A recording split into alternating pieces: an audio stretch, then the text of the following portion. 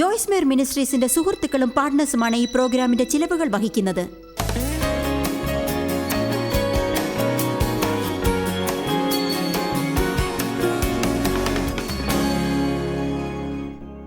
ഇന്ന് തളർച്ചയെക്കുറിച്ചുള്ള ദൈവത്തിൻ്റെ ഉത്തരത്തെക്കുറിച്ചാണ് നാം ചിന്തിക്കുന്നത്. നിങ്ങളിൽ എത്ര പേർക്കാണ് ക്ഷീണം തോന്നിയിട്ടുള്ളത്? നിങ്ങൾ കരുതുന്നുണ്ടാവും എത്ര കാലം എനിക്കിങ്ങനെ തുടരാനാവുമെന്ന്.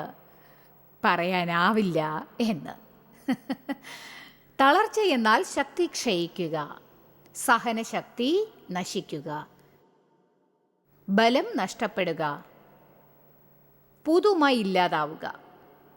നിങ്ങളുടെ ക്ഷമ തളർന്നിട്ടുണ്ടാവും, നിങ്ങളുടെ സഹനശക്തി തളർന്നിട്ടുണ്ടാവും.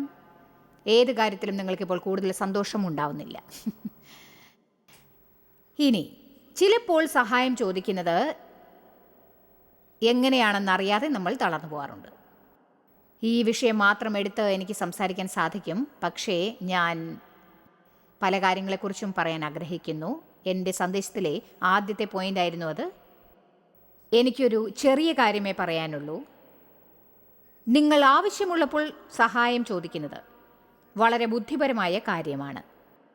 നിസ്സഹായത ശരിക്കും ശക്തിയുടെ കേന്ദ്രമാണ്. ദൈവത്തിന് മുന്നിൽ നിസ്സഹായതയുണ്ടെങ്കിൽ നിങ്ങൾ ചെയ്യുന്ന കാര്യങ്ങളിലെല്ലാം അവൻ്റെ സഹായം നിങ്ങൾ തേടണം. സ്വന്തമായിട്ടെല്ലാം ചെയ്യാനാവുമെന്ന് കരുതരുത്, കാരണം അവനെ കൂടാതെ നിങ്ങൾക്കൊന്നും ചെയ്യാനാവില്ല. ജനങ്ങളിൽ നിന്ന് നിങ്ങൾക്ക് സഹായം വേണമെങ്കിൽ ശരിയായ വ്യക്തി അയച്ചു തരാൻ ദൈവത്തോട് അപേക്ഷിക്കുക. പക്ഷെ ആരോടെങ്കിലും നിങ്ങൾക്ക് സഹായം വേണമെന്ന് ആവശ്യപ്പെടാൻ ഒരുങ്ങരുത്. മോശ പണ്ട് വളരെ ക്ഷീണിതനായിരുന്നു. കാരണം എല്ലാവരുടെയും ആവശ്യങ്ങൾ ചോദിച്ച് മനസ്സിലാക്കി അത് പരിഹരിക്കാൻ അയാൾ പരിശ്രമിച്ചു. അയാളുടെ അമ്മായിയപ്പൻ പറഞ്ഞു, നീ ചെയ്യുന്ന ഈ കാര്യം ഒട്ടും ശരിയല്ല, നീ സ്വയം തളർന്നു പോകും എന്ന്. അതുമാത്രമല്ല, അയാൾ പറഞ്ഞു, നീ ജനങ്ങളെയും ക്ഷീണിതരാക്കുകയാണ് എന്ന്. മോശ സ്വയം എല്ലാം ചെയ്യുന്നു, ജനങ്ങളൊന്നും ചെയ്യുന്നില്ല, പിന്നെ അവരെങ്ങനെ ക്ഷീണിക്കും? നമുക്ക് എല്ലാവർക്കും വരങ്ങളുണ്ട്, നാം എല്ലാവരും സഹകരിക്കേണ്ടതാണ്. ചിലപ്പോൾ ഒരു നേതാവ് സ്വയം എല്ലാ കാര്യങ്ങളും ചെയ്യാൻ ശ്രമിക്കും. അവർക്ക് ചുറ്റുമുള്ളവർ മുഴുവനും അസ്വസ്ഥരാവും. കാരണം അവർക്കും വരങ്ങളുണ്ട്, സഹായിക്കാനുള്ള വാഞ്ചയുണ്ട്. എന്നാൽ സഹായിക്കാൻ നേതാവ് അവരെ സമ്മതിക്കുന്നില്ല, സഹായം സ്വീകരിക്കാൻ അയാൾക്ക് അറിയുകയുമില്ല. മാതാപിതാക്കളായ നാമും കുട്ടികളെ നമ്മെ സഹായിക്കാൻ അനുവദിക്കണം. നിങ്ങളുടെ ഹിതത്തിനൊത്ത് അവർ പ്രവർത്തിച്ചു എന്ന് വരില്ല, പക്ഷേ യാതൊരു സഹായവും ചെയ്യാൻ അവരെ അനുവദിക്കാതിരിക്കുന്നതിന് പകരം എപ്പോഴും ക്ഷീണിച്ച് തളരുന്നത് ഒഴിവാക്കാൻ അവരെ കൊണ്ടും ജോലി ചെയ്യിക്കൂ. സഹായം ആവശ്യപ്പെടുന്നതിൽ സമർത്ഥരല്ലാത്തവരുണ്ടോ? എൻ്റെ ദൈവമേ, ഏകദേശം 85% പേരുണ്ടല്ലോ. ആ പോയിന്റ് ഞാൻ വിട്ടുകളഞ്ഞത് ശരിക്കും തെറ്റായിപ്പോയി, ഞാനിത് അറിഞ്ഞില്ല. പക്ഷേ ഞാൻ ചോദിക്കേണ്ടിയിരുന്ന ഈ ചോദ്യം ആദ്യമേ ചോദിക്കണമായിരുന്നു എന്ന് എനിക്ക് തോന്നുന്നു. നിങ്ങൾ ചോദിക്കുക, എന്നെ നിങ്ങൾ സഹായിക്കുമോ? ദൈവത്തോട് സഹായം ചോദിക്കൂ, ജനങ്ങളോട് സഹായം ആവശ്യപ്പെടൂ. ചില സ്ത്രീകൾക്ക് ഭർത്താക്കന്മാർ വീട്ടു ജോലികളിൽ അവരെ സഹായിക്കണം എന്ന ആഗ്രഹമുണ്ടായിരിക്കും. എന്നാൽ അതൊരുപക്ഷെ അവർക്ക് അറിയുന്നുണ്ടാവില്ല. നിങ്ങൾ ചെയ്യുന്നത് എന്തൊക്കെയാണെന്ന് ഒരുപക്ഷെ അവർക്ക് അറിയില്ലായിരിക്കാം. അതിൻ്റെ കാഠിന്യം അവർ അറിയുന്നുണ്ടാവില്ല. ആ ജോലികൾ ചെയ്ത് നിങ്ങൾ ക്ഷീണിക്കുന്നത് അവർക്കറിയില്ല. എപ്പോഴും ട്രാഫിക്കിൽ ഡ്രൈവ് ചെയ്ത് അവർ ക്ഷീണിക്കുന്നത് പോലെയാണ് ഇതും എന്ന്. എന്നാൽ ചില പുരുഷന്മാർ ഉണർന്നെഴുന്നേറ്റ് സ്വയം ഭാര്യമാരെ സഹായിക്കുന്നു. ചിലരാകട്ടെ നിങ്ങൾ സഹായം ആവശ്യപ്പെടുമ്പോൾ തീർച്ചയായും സഹായിക്കും. ചിലർ സന്നദ്ധതയോടെ സഹായിക്കും, ചിലർ പരാതിയോടെ സഹായിക്കും. പക്ഷേ സന്തോഷത്തോടെ കൊടുക്കുന്നവനെ ദൈവം സ്നേഹിക്കും, എന്നാൽ മുറുമുറുക്കുന്നവരിൽ നിന്ന് അവനെല്ലാം എടുത്തു കളയും. അതിനാൽ നിങ്ങളെ സഹായിക്കാൻ മുറുമുറുക്കുന്ന ആരെങ്കിലും അറിയാമെങ്കിൽ പറയൂ, എന്നെ സഹായിക്കണം, ഇല്ലെങ്കിൽ ഞാൻ മരിക്കും. രണ്ടിലൊന്ന് നടക്കും. ഞാൻ പറയട്ടെ, സഹായത്തിന് ആവശ്യപ്പെടാൻ തുടങ്ങൂ. നമുക്ക് യെശയ്യാവ് 40-ാം അധ്യായം വായിച്ചു നോക്കാം. 28-ാം വാക്യം. നമ്മൾ വായിക്കാൻ പോകുന്ന ഈ വചനം എല്ലാവർക്കും വളരെ പരിചയമുള്ളതായിരിക്കാം. പക്ഷേ ഇവിടെ നിന്ന് തുടങ്ങിയാലല്ലാതെ ഇത് പഠിപ്പിക്കാൻ സാധിക്കുകയില്ല. കാരണം സത്യം ഇതാണ്, നാം എല്ലാവരും ക്ഷീണിതരാകുന്നു. ക്ഷീണം തോന്നാത്തവരായിട്ട് ആരും തന്നെ ഉണ്ടാവില്ല. നിങ്ങളുടെ ജീവിതമാണ് നിങ്ങളെ തളർത്തുന്നതെന്ന് കരുതുന്നുണ്ടെങ്കിൽ മറ്റൊരാളുടെ ജീവിതം നിങ്ങൾക്ക് കിട്ടിയാലും നിങ്ങൾ തളരുന്നതായിരിക്കും. എൻ്റെ ജീവിതം നിങ്ങൾക്ക് കിട്ടിയാലും തളരും. മറ്റാരുടെ ജീവിതവും നിങ്ങളെ തളർത്തുന്നതായിരിക്കും. നിങ്ങൾ ക്ഷീണിതരാകും. കാരണം ജീവിതമല്ല യഥാർത്ഥത്തിൽ ക്ഷീണിതരാക്കുന്നത്, നിങ്ങൾ ജീവിതത്തെ കൈകാര്യം ചെയ്യുന്ന വിധമാണ്. ഞാനിത് വീണ്ടും പറയാം, നിങ്ങളുടെ ജീവിതമല്ല സത്യത്തിൽ നിങ്ങളെ തളർത്തുന്നത്. ജീവിതത്തോടുള്ള സമീപനമാണ് ജീവിതത്തെ നിങ്ങൾ കൈകാര്യം ചെയ്യുന്നതാണ്. ജീവിതത്തോടുള്ള നിങ്ങളുടെ മനോഭാവമാണ്, അതാണ് നിങ്ങൾക്ക് ക്ഷീണം ഉണ്ടാക്കുന്നത്. എൻ്റെ ചുറ്റുമുള്ളവർ മാറാനായി ഞാൻ കഠിനമായി പ്രാർത്ഥിച്ചിരുന്നു. എത്രയോ വർഷങ്ങൾ ഞാൻ അതിനുവേണ്ടി പ്രാർത്ഥിച്ചുകൊണ്ടേയിരുന്നു. ഒടുവിൽ എനിക്കൊരു വെളിപ്പാടുണ്ടായി. അവർ ഒരിക്കലും മാറുമെന്ന് എനിക്ക് തോന്നുന്നില്ല. അഥവാ മാറിയാലും ലോകത്തിൽ നടക്കുന്നത് നോക്കുകയാണെങ്കിൽ അത് കൂടുതൽ മോശമായിരിക്കും. അതിനാൽ ദൈവം പറഞ്ഞു, നിന്റെ സമീപനത്തെ ആദ്യം മാറ്റണം.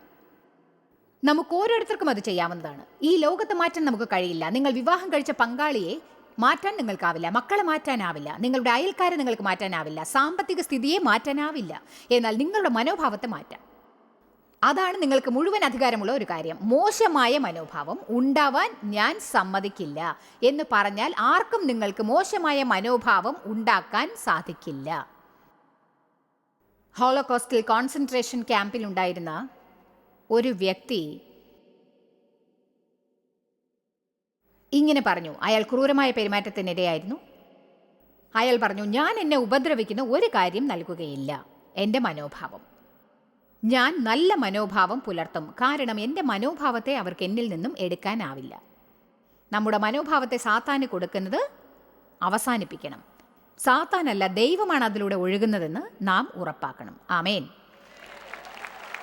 യെശയ്യാവ് 40:28 മുതൽ, നിങ്ങൾ അറിയില്ലയോ, നിങ്ങൾ കേട്ടിട്ടില്ലയോ, നിത്യനായ ദൈവം ഭൂമിയുടെ അറുതുകളെ സൃഷ്ടിച്ചവൻ തന്നെ, അവൻ ക്ഷീണിക്കുകയില്ല, തളർന്നു പോവുകയുമില്ല. ക്ഷീണിക്കാത്തവനായി ഒരാൾ മാത്രമേ ഉള്ളൂ, അതാണ് ദൈവം. അവൻ്റെ അറിവിനെ അന്വേഷിക്കേണ്ടതില്ല. ദൈവത്തെ അറിയാൻ നോക്കുന്നത് കൊണ്ട് ഒരു പ്രയോജനവുമില്ല. നിങ്ങളുടെ ജീവിതത്തിൽ നടക്കുന്നതെല്ലാം അറിയാൻ നോക്കുന്നത് കൊണ്ട് ഒരു പ്രയോജനവുമില്ല. എല്ലാറ്റിനും പുറകിലുള്ള എന്തുകൊണ്ട് എന്നത് അറിയുന്നതിൽ യാതൊരു പ്രയോജനവുമില്ല. കാരണം ദൈവം നമ്മുടെ അറിവിനും അപ്പുറമാണ്. എല്ലാ കാര്യങ്ങളും കണ്ടുപിടിക്കുന്നത് അവസാനിപ്പിച്ചാൽ നിങ്ങൾക്ക് ധാരാളം തലവേദനകളും വയറുവേദനകളും, ധാരാളം ദുഃഖങ്ങളും സമ്മർദ്ദങ്ങളും കുഴപ്പങ്ങളുള്ള ദിവസങ്ങളും മാറ്റി കുഞ്ഞുങ്ങളെപ്പോലുള്ള വിശ്വാസം അതിന് പകരമായി കരസ്ഥമാക്കിയാൽ ഒരുപാട് ക്ഷീണത്തെ ഇല്ലാതാക്കാൻ സാധിക്കും. എനിക്കിതൊന്നും മനസ്സിലാവുന്നില്ല, പക്ഷേ ഞാൻ ദൈവത്തെ വിശ്വസിക്കുന്നു. ദൈവം എന്താണ് ചെയ്യാൻ പോകുന്നതെന്ന് എനിക്കറിയില്ല. അവൻ എപ്പോഴാണത് ചെയ്യുക എന്നും എനിക്കറിയില്ല. പക്ഷെ അവൻ എന്തെങ്കിലും ചെയ്യുമെന്ന് എനിക്കറിയാം. ആമേൻ. നിങ്ങൾ അത്തരത്തിലുള്ള ചിന്തകളിൽ ആഴത്തിൽ കൂടുതൽ വേർ തോറും അത് തന്നെ നിങ്ങളുടെ വായിലൂടെ ഉറക്കെ പറഞ്ഞുകൊണ്ടേയിരിക്കേണ്ടതുമാണ്. കാര്യങ്ങൾ ചിന്തിക്കുന്നതും അവയെക്കുറിച്ച് മനസ്സിൽ ധ്യാനിക്കുന്നതും നല്ലതാണ്. അത് ഉറക്കെ പറഞ്ഞുകൊണ്ടിരിക്കുന്നത് കൂടുതൽ ശക്തി വർദ്ധിപ്പിക്കുന്നു. ദൈവത്തിന് മാത്രം ക്ഷീണമുണ്ടാവുന്നതല്ല. ഞാൻ ക്ഷീണിക്കും, നിങ്ങൾ ക്ഷീണിക്കും. ദാവീദ് ക്ഷീണിച്ചു, ഇയ്യോബ് ക്ഷീണിച്ചു, മോശയ്ക്കും ക്ഷീണമുണ്ടായി. ദൈവത്തിന് മാത്രം ക്ഷീണമുണ്ടാവുകയില്ല. അവൻ തളർന്നവർക്കും ക്ഷീണിതർക്കും ശക്തി നൽകുന്നു. യാതൊരു ബലവുമില്ലെന്ന് അവന് തോന്നുന്നവർക്ക് അവൻ ബലം വർദ്ധിപ്പിക്കും. എന്നിട്ട് അത് ഇരട്ടിയാക്കി അളവിലും ഉപരിയാക്കി മാറ്റി തരും. അതിനാൽ തളർച്ച തോന്നുന്ന നമുക്ക് ദൈവത്തിൽ നിന്ന് സഹായം ലഭിക്കും എന്നിത് അറിയിക്കുന്നു. യുവക്കൾക്കും തളർച്ച തോന്നിയേക്കാം, ക്ഷീണമുണ്ടാവും, അവരും തളർന്നു പോകാറുണ്ട്. ഇതെനിക്ക് രസകരമായി തോന്നുന്നു. അതിലേക്ക് ഞാൻ കൂടുതൽ കടക്കുന്നില്ല. പക്ഷേ എൻ്റെ ജീവിതത്തിൽ വർഷങ്ങൾ കൂടിക്കൊണ്ടിരിക്കുമ്പോൾ പ്രായമാകുന്നതിന് മനസ്സ് ദൃഢപ്പെടുത്തണം എന്ന് ഞാൻ കണ്ടുപിടിച്ചു. ജീവിതത്തിലേക്ക് വർഷങ്ങൾ ചേരുന്നതിനെ നമുക്കൊന്നും ചെയ്യാനാവില്ല. പക്ഷെ വയസ്സ് കൂടുന്നതിനെക്കുറിച്ച് എപ്പോഴും മോശമായ തോന്നലുകളോടുകൂടി ഒന്നും ചെയ്യാതെ ഇരുന്ന് എല്ലാത്തരം വിനോദങ്ങളും നിർത്തുന്നത് ശരിയല്ല. സത്യത്തിൽ എൻ്റെ കൂടെ ജോലി ചെയ്യുന്നവർ തീർച്ചയായും ഇതിനൊരു ആമേൻ പറയും. ദേവിനും എനിക്കും ഞങ്ങളുടെ കൂടെ 30 വർഷത്തോളമായി ജോലി ചെയ്തുകൊണ്ടിരിക്കുന്ന ഞങ്ങളെക്കാൾ പ്രായം കുറഞ്ഞവരെ കാണുമ്പോൾ ക്ഷീണം തോന്നാറുണ്ട്. നിങ്ങൾക്കറിയാമോ, ചില സമയങ്ങളിൽ നമ്മൾ ദൈവത്തെങ്കിലേക്ക് ചെല്ലുമ്പോൾ നമ്മുടെ ജീവിതം എങ്ങനെയാണ് ശക്തീകരിക്കപ്പെടുന്നത് എന്ന് അറിയുന്നില്ല. നമ്മൾ ഓരോ പരിതസ്ഥിതിയിലും അവങ്കിലേക്ക് ഓടുന്നു. പരിശുദ്ധാത്മാവിനാൽ നമ്മൾ പുത്തുണർവ് പ്രാപിച്ച് ഊർജ്ജസ്വലരായി മാറിയിരിക്കുന്നു എന്നറിയാതെ നമ്മൾ പുറത്തുപോയി യാതൊരു ജോലിയും ചെയ്യാൻ തുനിയുന്നില്ല എന്നറിയാമോ? നാം സ്വയം ചെയ്യുന്ന പല കാര്യങ്ങളും നമ്മെ തളർത്തുന്നതാണ്. ദൈവത്തെ അന്വേഷിക്കാൻ നമുക്ക് സമയമില്ലെന്ന് തോന്നുകയാണെങ്കിൽ, ദൈവത്തോട് അവനെ ബഹുമാനിക്കാനായി ചിലവാക്കുന്ന ഒരല്പം സമയം ദൈവത്തോടൊത്ത് ചിലവാക്കിയില്ലെങ്കിലും നമുക്ക് നഷ്ടമാവുന്നതാണ്. എന്നാൽ അവനോടൊത്ത് സമയം ചിലവാക്കിയാൽ അവൻ നമ്മുടെ എല്ലാ സമയങ്ങളെയും സംരക്ഷിക്കുന്നതാണ്. സൃഷ്ടിപരമായ ഒരാശയത്തിന് നിങ്ങളുടെ 40 മണിക്കൂർ ജോലിയെ സംരക്ഷിക്കാനാവും. അതുപോലെ തന്നെ നിങ്ങൾ എത്ര ചെറുപ്പമായിരുന്നാലും ക്ഷീണം ബാധിക്കാതിരിക്കില്ല. ചില ചെറുപ്പക്കാർ തളർന്ന അവശരായി ക്ഷീണിച്ചു കാണപ്പെടുന്നു. എന്നാൽ ദൈവത്തിനായി കാത്തിരിക്കുന്നവർ, ഇതെനിക്കിഷ്ടമാണ്, അവനായി പ്രതീക്ഷിച്ച് അവനിൽ പ്രത്യാശയോടെ കാത്തിരിക്കുന്നവർ, ദൈവത്തിനായി കാത്തിരിക്കുക എന്നാൽ ഒരു മുറിയിൽ ഇരിക്കണമെന്നല്ല അതിൻ്റെ അർത്ഥം. ദൈവത്തിനായി കാത്തിരിക്കണം എന്നതിൻ്റെ അർത്ഥം നിങ്ങളുടെ ചുമതലകളെല്ലാം ദൈവത്തിനെ ഏൽപ്പിച്ച് ഇങ്ങനെ പറയണമെന്നല്ല, ദൈവമേ നീ ഇത് നോക്കിക്കോണം കേട്ടോ, അല്ല. നിങ്ങളുടെ ചുമതലകൾ നിർവഹിച്ച് ചിന്തകളെ അലക്ഷ്യമാക്കുക. പ്രശ്നങ്ങൾക്കുള്ള പരിഹാരം നിങ്ങൾ ചെയ്യൂ. എന്നിട്ട് നിങ്ങൾക്ക് ചെയ്യാവുന്നതിനപ്പുറം ഒന്നും ശ്രമിക്കാതിരിക്കൂ. നിങ്ങൾ ചെയ്യേണ്ടത് നിങ്ങൾ ചെയ്യണം. പക്ഷേ നിങ്ങളാൽ സാധിക്കാത്തത് ദൈവത്തിന് വിട്ടുകൊടുക്കൂ. ധാരാളം ജനങ്ങൾ അവരുടെ ചുമതലകളെ അലക്ഷ്യമാക്കി ചിന്തകളെ മാത്രം വയ്ക്കുന്നു. അവർ ചെയ്യേണ്ടത് ചെയ്യാതെ എപ്പോഴും വ്യാകുലപ്പെട്ടുകൊണ്ടിരിക്കും. നമ്മെ കൊണ്ടാവുന്നത് നാം ചെയ്യണം. അപ്പോൾ നമ്മെ കൊണ്ട് ചെയ്യാനാവാത്തത് ദൈവം ചെയ്തുകൊള്ളും. ഞാൻ പറഞ്ഞു മനസ്സിലായോ? നിങ്ങൾക്കൊരു ജോലി വേണമെങ്കിൽ അത് നിങ്ങളുടെ വാതിലിൽ മുട്ടി വിളിക്കില്ല. നിങ്ങളൊരു ജോലിക്ക് വേണ്ടി അന്വേഷിക്കണം. നിങ്ങൾ പറയുമായിരിക്കും, നോക്കൂ ഞാൻ ഈ ആഴ്ച 3 ദിവസം ജോലി തേടി. പക്ഷേ വീണ്ടും പോയി അന്വേഷിക്കണം. എന്നിട്ട് ദൈവത്തോട് പറയൂ, എന്നെ കൊണ്ട് ചെയ്യാനാവുന്നത് ഞാൻ ചെയ്യും. ഞാൻ ജോലി തേടും. എന്നെ വിളിക്കാൻ ആരെയും നിർബന്ധിക്കാനാവില്ല. എനിക്ക് സ്വന്തമായിട്ടൊരു സഹായം ചെയ്യാനാവില്ല. നിനക്കേ അതിന് സാധിക്കൂ. ഞാൻ വീണ്ടും പറയുകയാണ്, നിങ്ങൾക്ക് ചെയ്യാനാവുന്നത് ചെയ്താൽ നിങ്ങളാൽ ആവാത്തത് ദൈവം ചെയ്തുകൊള്ളും. ആമേൻ. ഈയിടെ ആരോ പറയുന്നത് ഞാൻ കേട്ടു. അതൊരു നല്ല സ്റ്റേറ്റ്മെന്റ് ആണെന്ന് തോന്നി. Miracles comes in cans. എന്നെ ശക്തീകരിക്കുന്ന ക്രിസ്തുവിലൂടെ എനിക്കെല്ലാം ചെയ്യാനാവും. ഞാൻ പുറത്തുപോയി ഒരു ജോലി തേടും. എനിക്ക് വീട് വൃത്തിയാക്കാൻ സാധിക്കും. എനിക്ക് കാർ തുടയ്ക്കാൻ സാധിക്കും. അതെ, നിങ്ങളാലാവുന്നത് ചെയ്യൂ. അപ്പോൾ നിങ്ങളുടെ ജീവിതത്തിൽ ഒരുപാട് അത്ഭുതങ്ങൾ നിറവേറുന്നത് കാണാൻ സാധിക്കും. ദൈവത്തിനായി കാത്തിരിക്കുന്നവർ അവരുടെ ശക്തിയെ പുതുപ്പിക്കും. ദൈവത്തിനായി കാത്തിരിക്കുക എന്നാൽ ഒന്നും ചെയ്യാതെ എവിടെയെങ്കിലും ഇരിക്കുകയല്ല, ആത്മീകമായി ഉത്സുകരായിരിക്കലാണത്. ദൈവത്തിനായി കാത്തിരിക്കുക എന്നാൽ നിങ്ങൾ ദൈവത്തെ അന്വേഷിക്കുക, ദൈവത്തിനായി വാഞ്ചിക്കുക. ദൈവം ഏത് നിമിഷവും പ്രവർത്തിക്കുമെന്ന് വിശ്വാസത്താൽ പ്രതീക്ഷിക്കുക. ഏത് നിമിഷവും. ചിലപ്പോൾ ദൈവം പെട്ടെന്ന് പ്രവർത്തിക്കും. നിങ്ങൾ കുറേയേറെ കാലം അവനായി കാത്തിരിക്കും. എന്നാൽ പെട്ടെന്ന് ഒരു ദിവസത്തിൽ അഥവാ 1 മണിക്കൂർ കൊണ്ട് നിങ്ങൾക്കെല്ലാം മാറും. അതിനാൽ നമ്മൾ പ്രതീക്ഷയോടെ ജീവിക്കണം. നമ്മൾ നിരാശയോടെയും വിഷാദത്തോടെയും നിരുത്സാഹത്തോടെയും പ്രതികൂലമായ റിപ്പോർട്ട്, മോശമായ മനോഭാവം ഇവയോടെ അല്ല, നാം പ്രതീക്ഷയോടെ ജീവിക്കേണ്ടതാണ്. കാരണം ആ പ്രതീക്ഷയുടെ മനോഭാവത്തിൻ്റെ ഒരു ഭാഗം ദൈവം ഏത് നിമിഷത്തിലും അളവിലധികമായി എന്തെങ്കിലും ചെയ്യുവാനുള്ള സാഹചര്യം ഉണ്ടാക്കും. അതിൻ്റെ ഒരു ഭാഗം ദൈവത്തോടൊത്തുള്ള നമ്മുടെ നടത്തമാണ്. അവിടെയും അതാർക്കും നമ്മിൽ നിന്ന് എടുത്തു മാറ്റാനാവാത്തതാണ്. നിങ്ങൾ അനുകമ്പയോടും ജിജ്ഞാസയോടെയും അതുപോലെ ഉത്സാഹത്തോടെയും ജീവിക്കാൻ തീരുമാനിക്കുകയാണെങ്കിൽ ഒരിക്കലും നിങ്ങൾ മരവിച്ച തലയും മോശമായ മനോഭാവമുള്ള ഒരു ക്രിസ്ത്യാനിയായി ജീവിക്കുകയില്ല എന്നർത്ഥം. ആഴ്ചതോറും യാതൊരു മാറ്റവും ഇല്ലാതെ പള്ളിയിലേക്കും വീട്ടിലേക്കും പോയും വന്നുകൊണ്ടിരിക്കില്ല. ഉത്സാഹം നിറഞ്ഞവരായിരിക്കുന്നതിൽ ആരും നിങ്ങളെ തടയുകയുമില്ല. നിങ്ങൾ ചിലരെ ഒരുപക്ഷെ കോപിപ്പിച്ചേക്കാം, പക്ഷേ അത് സാരമില്ല. ദൈവത്തിൽ പ്രത്യാശിക്കുന്നവരുടെ ബലം പുതുപ്പിക്കപ്പെടും. അവർ കഴുകനെപ്പോൾ ചിറക് വിരിച്ച് ഉയരങ്ങളിൽ പറക്കും. അവർ ഓടുമെങ്കിലും ഒരിക്കലും തളരില്ല. അവർ നടക്കുമെങ്കിലും ഒരിക്കലും തളർന്നു വീഴില്ല.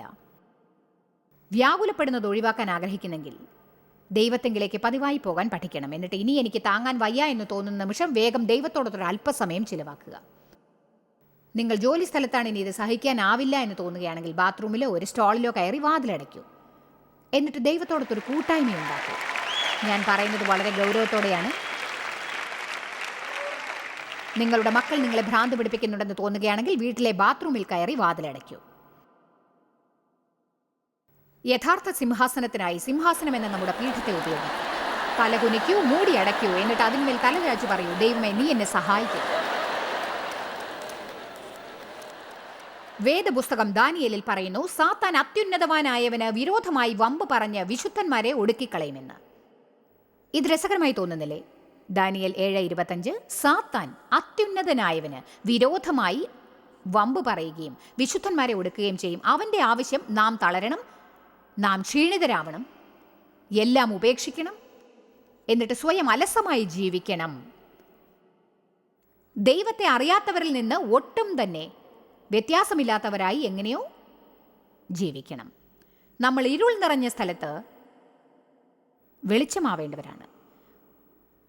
യെശയ്യാവ് പറയുന്നു, തികഞ്ഞ അന്ധകാരം ഈ ഭൂമിയെ മൂടും, പക്ഷേ എൻ്റെ വെളിച്ചം എൻ്റെ ജനങ്ങളുടെ മേൽ പ്രകാശിക്കും. നാം ക്ഷീണിതരാകുമ്പോൾ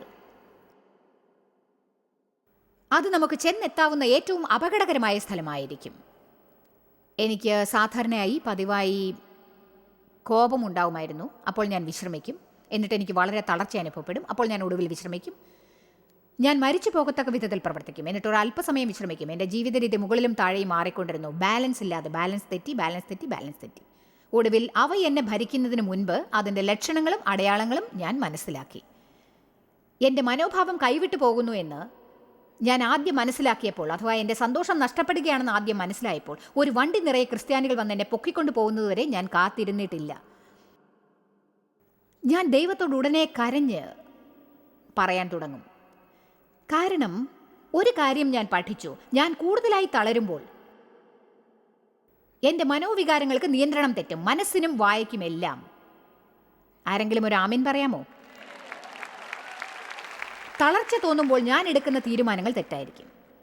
ഞാൻ തളരുമ്പോൾ എല്ലാം വിട്ടുകളയും. ചിലപ്പോൾ നമ്മൾ കൂടുതൽ തിന്നും. നമ്മൾ ക്ഷീണിക്കുമ്പോൾ കൂടുതൽ ചിലവാക്കും. നമ്മൾ നന്നായി ഡയറ്റ് നിയന്ത്രിക്കും. എന്നാൽ ഒരു ദിവസം നിങ്ങൾക്ക് മോശമാണെങ്കിൽ നിങ്ങൾ പറയും, എന്തെങ്കിലും ആവട്ടെ, ഞാൻ ഇന്ന് ഏറ്റവും വലിയ പഴംപൊരി തിന്നാൻ പോവുകയാണ്.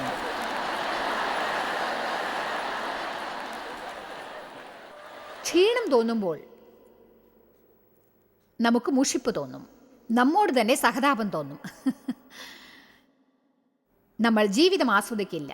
നമ്മൾ ക്ഷീണിച്ചിരിക്കുമ്പോൾ പരീക്ഷകളെ നേരിടാനും എതിർക്കാനും നമുക്ക് തോന്നുകയില്ല. പക്ഷേ എല്ലാറ്റിനും ഉത്തരമുള്ളതിന് നന്ദി. ദൈവം നമുക്കൊരു ഉത്തരം നൽകിയിട്ടുണ്ട്. അതിനെക്കുറിച്ച് ഇന്ന് നമുക്ക് ചിന്തിക്കാം. അതിൻ്റെ പേരാണ് ദൈവത്തിൻ്റെ വിശ്രമം. അതാണ് ഏറ്റവും മനോഹരമായ വിശ്രമത്തിനുള്ള സ്ഥലം. നമുക്ക് മത്തായി 11-ാം അധ്യായം നോക്കാം. ദൈവത്തിൻ്റെ അമാനുഷികമായ വിശ്രമസ്ഥലം.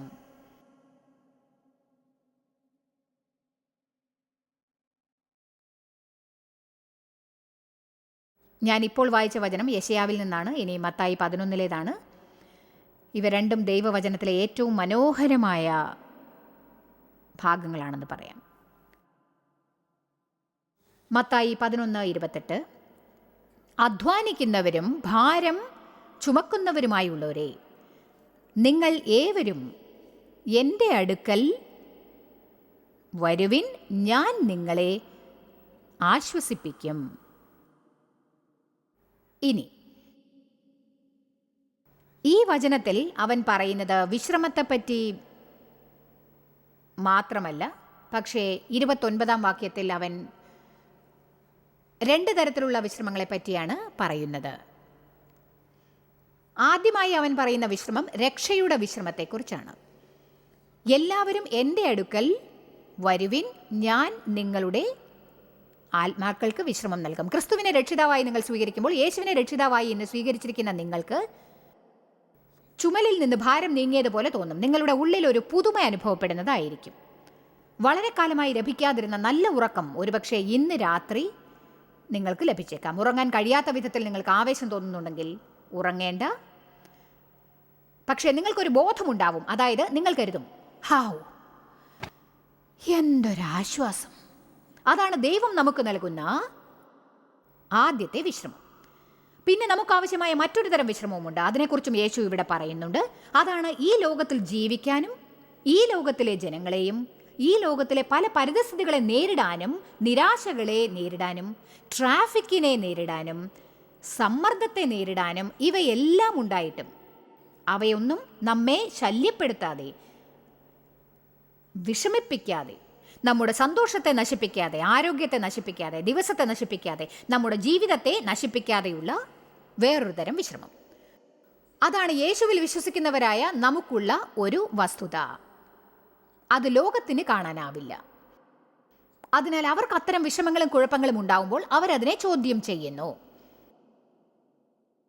അതിൽ നിന്നും ഒളിക്കുവാനായി, അതിനെ നിരസിക്കാനായി അവർ പല വഴികളും ശ്രമിക്കുന്നു. എന്നാൽ നമുക്കവയെ കൈകാര്യം ചെയ്യാനാവും. കുഴപ്പങ്ങളില്ലാത്ത ഒരു ജീവിതം നമുക്ക് ദൈവം വാഗ്ദാനം ചെയ്തിട്ടില്ല. പക്ഷെ അതിനു മുകളിൽ നമുക്ക് ജീവിക്കാമെന്ന് വാഗ്ദാനം ചെയ്തിട്ടുണ്ട്. യെശയ്യാവ് 40 പറയുന്നു, നിങ്ങൾ പരുന്തുകളെ പോലെ ചിറക് വിരിച്ച് പറക്കും എന്ന്. പരുന്തുകൾ എങ്ങനെയാണ് പറക്കുക എന്നറിയില്ലെങ്കിൽ ഈ വചനത്തിലെ വില നിങ്ങൾക്ക് മനസ്സിലാവില്ല. അവർ കൊടുങ്കാറ്റിൽ നിന്ന് ഓടിപ്പോകില്ല, പകരം അതിനെ മുതലെടുക്കുകയാണ് ചെയ്യാറ്. അവ അതിനെ ഭയപ്പെടാതെ പറക്കുന്നു. എങ്ങനെയാണ് പരിശുദ്ധാത്മാവിനെ അറിയുക എന്ന് നാം പഠിക്കുകയാണെങ്കിൽ വരാൻ പോകുന്ന കാര്യങ്ങളെക്കുറിച്ച് ദൈവം നമ്മെ അറിയിക്കും എന്ന് വാക്ക് നൽകുന്നു. അതിനർത്ഥം ദൈവം എല്ലാ കാര്യങ്ങളും അപ്പോഴേക്ക് പറഞ്ഞുകൊണ്ടിരിക്കുമെന്നല്ല, ചിലപ്പോൾ എന്തോ വരുന്നുണ്ട് എന്ന് നാം അറിയും. നമുക്കത് തോന്നും. അതായത്, എനിക്കറിയില്ല, ചിലപ്പോൾ ദൈവം നിങ്ങളെ കൂടുതലായി പ്രാർത്ഥിക്കാൻ പ്രേരിപ്പിക്കും. ചിലപ്പോൾ ദൈവത്തോടത്ത് കൂടുതൽ സമയം ചിലവാക്കണമെന്ന് നിങ്ങൾക്ക് തോന്നും. ചിലപ്പോൾ ദൈവരാജ്യത്തിലേക്ക് കുറിച്ച് കൂടുതലായി സാമ്പത്തികമായി വിതയ്ക്കാൻ അവൻ നിങ്ങളെ പ്രേരിപ്പിക്കുമായിരിക്കും. ചിലപ്പോൾ അത്തരം കാര്യങ്ങൾക്കുള്ള ഒരുക്കങ്ങളായിരിക്കാം. നാം അത് മനസ്സിലാക്കുകയെ പോലുമില്ല. പക്ഷേ അവ ഒരുക്കമായിരിക്കും. ചില ദിവസങ്ങൾ ഞാൻ ദിവസം മുഴുവൻ ആത്മീയതയോടെ കുറേ നേരം പ്രാർത്ഥിക്കും. അതെന്തുകൊണ്ടാണെന്ന് എനിക്ക് ബോധമുണ്ടാവുകയില്ല. പക്ഷേ ഞാൻ എന്തിനോ വേണ്ടി ഒരുങ്ങുകയാണെന്ന് എനിക്ക് മനസ്സിലാവും. അപ്പോൾ ഞാൻ ഉത്തരം ലഭിക്കാനായി ഒരുങ്ങുകയാണ് എന്നുള്ള കാര്യം ഞാൻ വിശ്വസിക്കും. എനിക്ക് ആവശ്യമുള്ളപ്പോഴെല്ലാം പ്രശ്നമുണ്ടാകുന്നതിന് മുൻപ് ഞാനത് അറിഞ്ഞിരിക്കും. നമുക്ക് സ്വാഭാവികമായ രാജ്യത്തിലല്ലാതെ ആത്മാവിലും ജീവിക്കാനാവും എന്നതിൽ ഞാൻ നന്ദിയുള്ളവളാണ്. ജനങ്ങൾക്ക് ക്രിസ്തുവില്ല എങ്കിൽ അവരുടെ ആത്മാക്കൾ മരിച്ചിരിക്കുന്നു. അവർക്കൊരാത്മാവുണ്ട്, പക്ഷെ അത് ദൈവത്തിനായി ജീവിക്കുന്നില്ല. ആദാം പാപം ചെയ്തപ്പോൾ ആത്മീകമായി അയാൾ മരിച്ചു. ദൈവവുമായുള്ള അയാളുടെ ബന്ധം നഷ്ടപ്പെട്ടു. നിങ്ങൾ വീണ്ടും ജനിക്കുമ്പോൾ ദൈവം വീണ്ടും നിങ്ങളുടെ ഉള്ളിൽ വസിക്കാൻ വരും. നിങ്ങളുടെ ആത്മാവ് ദൈവത്തോടൊത്ത് ജീവിക്കാൻ തുടങ്ങും. അതായത്, നിങ്ങൾ ദൈവത്തെക്കുറിച്ച് കൂടുതൽ ബോധവാന്മാരാകും. അവൻ്റെ ശബ്ദത്തെ തിരിച്ചറിയാനും അവൻ്റെ നേതൃത്വം മനസ്സിലാക്കാനും നിങ്ങൾക്ക് സാധിക്കും. ആമേൻ. അതുകൊണ്ട് പരുന്തുകൾക്ക് കാഴ്ചശക്തി കൂടുതലാണ്. നമ്മുടെയും കാഴ്ചശക്തി അപാരമാണ്. മറ്റൊരു വിധത്തിൽ പറയുകയാണെങ്കിൽ, ദൂരത്ത് നിന്ന് തന്നെ കൊടുങ്കാറ്റ് വരുന്നത് അവർക്ക് കാണാൻ കഴിയും. അവർ ഓടി ഒളിക്കില്ല. എന്നാൽ ചിക്കൻ ഫാമിലെ കോഴികൾ കൊടുങ്കാറ്റ് വരുന്നത് കാണുമ്പോൾ പേടിച്ച് കാലിൽ നിന്ന് അഴുക്ക് കുടഞ്ഞു കളഞ്ഞ് മറ്റു കോഴികളോട് തിരിക്കാൻ കൂടിനകത്തേക്ക് ഓടിച്ചെല്ലും. പക്ഷേ പരുന്തുകൾ അങ്ങനെയല്ല. അവ കൊടുങ്കാറ്റിനെ മുതലെടുക്കും. അതിനായി അവർ കാത്തിരിക്കും.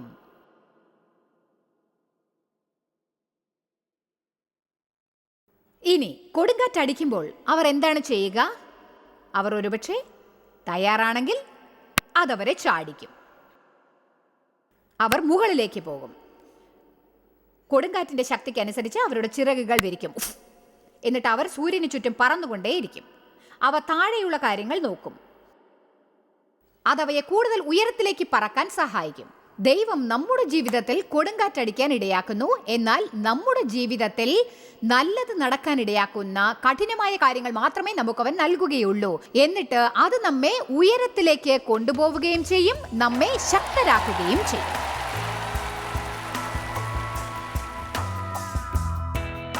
മത്തായി 11:28 പറയുന്നു, അധ്വാനിക്കുന്നവരും ഭാരം ചുമക്കുന്നവരുമായി ഉള്ളവരെ എൻ്റെ അടുക്കൽ വരുവിൻ, ഞാൻ നിങ്ങൾക്ക് ആശ്വാസം നൽകുമെന്ന്. ദൈവത്തിനായി നമ്മുടെ ഹൃദയം തുറന്ന് അവനോട് ചോദിക്കുമ്പോൾ അവൻ നമ്മുടെ ജീവിതത്തിൽ ചെയ്യുന്ന കാര്യങ്ങൾ അത്ഭുതകരമായിരിക്കും. നല്ലൊരു ദിവസം ആശംസിക്കുന്നു.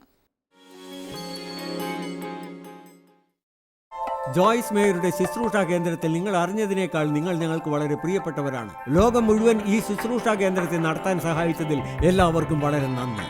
നമ്മൾ ഒരുമിച്ച് വിശക്കുന്നവർക്ക് ആഹാരം കൊടുക്കുന്നു, പാവപ്പെട്ടവർക്ക് വസ്ത്രങ്ങൾ കൊടുക്കുന്നു, എല്ലാ ദേശത്തേക്കും സന്ദേശങ്ങൾ അറിയിക്കുന്നു. ഞങ്ങൾ നിങ്ങളോട് അപേക്ഷിക്കുകയാണ്, ഞങ്ങളോട് ബന്ധപ്പെടുക. joycemeyer.org. നിങ്ങളുടെ പ്രാർത്ഥനകളും അപേക്ഷകളും പകർന്നുകൊള്ളാൻ, അതിനെപ്പറ്റി കൂടുതൽ അറിയുവാൻ, ജോയ്സിന്റെ പൊതുയോഗ വിവരപ്പട്ടിക ലോകം മുഴുവൻ ക്രിസ്തുവിന്റെ സ്നേഹം പകരാൻ ഞങ്ങളോട് പങ്കുചേരുക. ജോയ്സ് മേയർ മിനിസ്ട്രീസിന്റെ സുഹൃത്തുക്കളും പാർട്ട്നേഴ്സുമാണ് ഈ പ്രോഗ്രാമിന്റെ ചിലവുകൾ വഹിക്കുന്നത്.